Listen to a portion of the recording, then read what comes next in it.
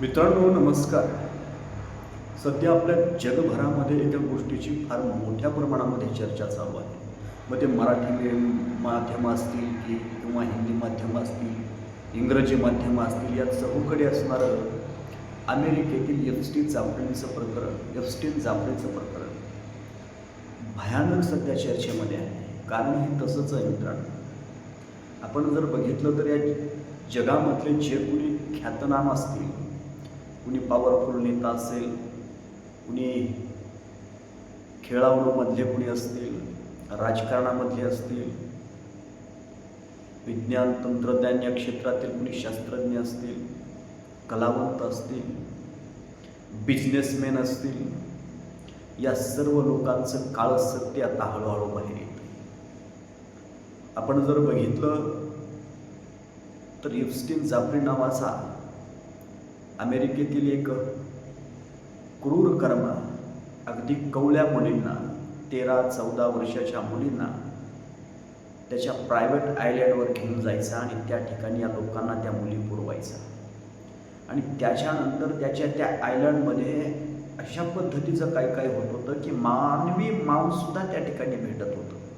म्हणजे इतकं काळं सत्य सध्या बाहेर येतं.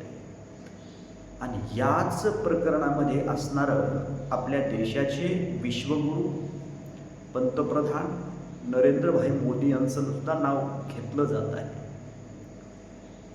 त्यांच्याबरोबर त्यांचे काही मंत्री आहेत, अरुण जेटली आहेत, त्यांचे बिझनेसमॅन एकेकाळचे अनिल अंबानी सध्या ते दिवाळखोरीमध्ये आहेत, ते सुद्धा असणारं कुठल्या तरी मुलीची असणारी मागणी करताना त्यामध्ये त्यांचा उल्लेख झालेला आहे.